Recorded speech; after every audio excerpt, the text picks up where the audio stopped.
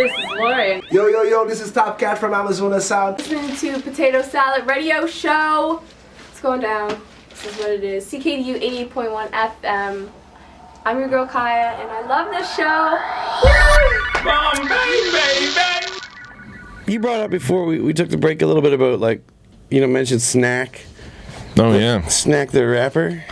And Madchild. Yeah, that's the thing. And the ongoing, if you follow, I guess, hip-hop, but more so Canadian hip-hop, you're probably aware of the ongoing battle of war of words, literally, between them.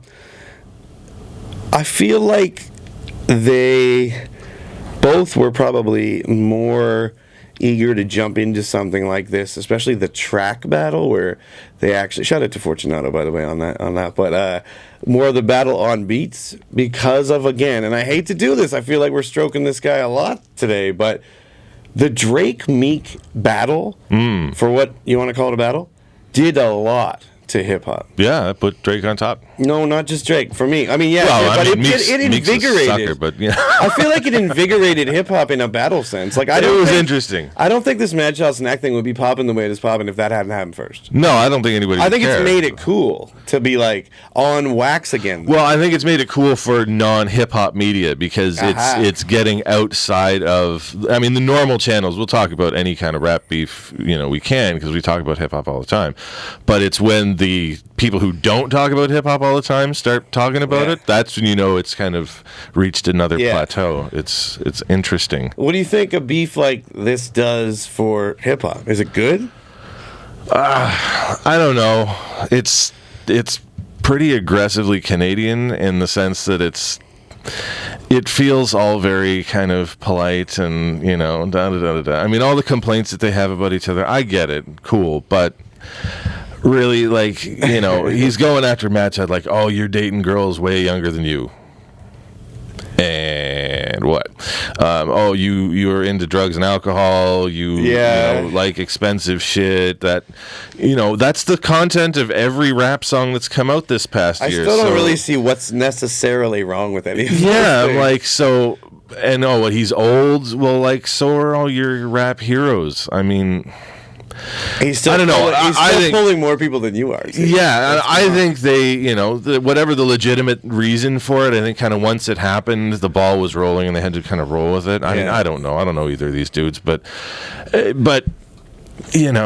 once you're in it, you kind of got to see it out. But it seems like this was a pretty minor thing. I mean, if Madchild's voicemail, I said some shit I shouldn't have said, I'm sorry, man, and whatever.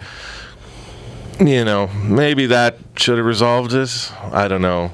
Yeah. It feels kind of, it doesn't have the, I don't know. It feels like there's something it's interesting unsatisfying to me about that it. King of the Dot has been brought up like early and often as almost like this gladiatorial ring where it's like, we will solve this thing. Well, and that I thought was an interesting aspect of it because that might be a good way to do it. And of course, Snak says he hit up Organic and, he wasn't feeling it until Madchild got in. And then it was like, let's talk about it.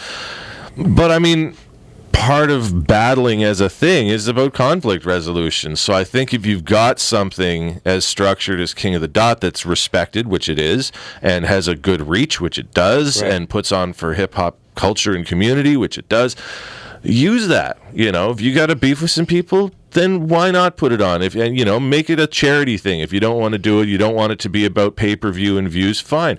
Make it a one-off thing that, is hosted by them and proceeds go to whatever, but I think blowing it off, was a missed opportunity because that could have been interesting. Yeah. I like that it has stayed on beat so far. That's been nice too. For me, it's like, that's the thing that I like that I think that Drake Meek battle did for hip hop it was like, let's remind ourselves that these epic battles of the past were over rap and on tracks. Like when we go, Who Shot Ya?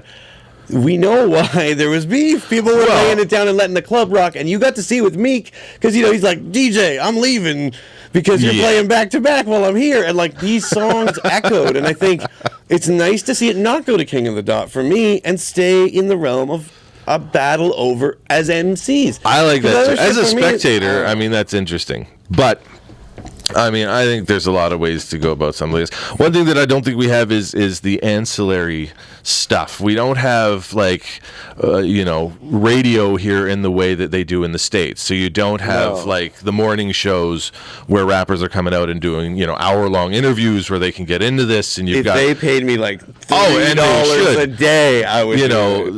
Some crown-funded corporate radio service should bring you on and give you a prime for spot to talk profit, about. I don't even care. Yeah, whatever it is. But we don't have that. We don't have like the Source in Canada. We don't have should. those other things that help fuel the fire and make it more interesting. So we get these tracks back and forth, and I mean it's interesting. Let me ask you a question.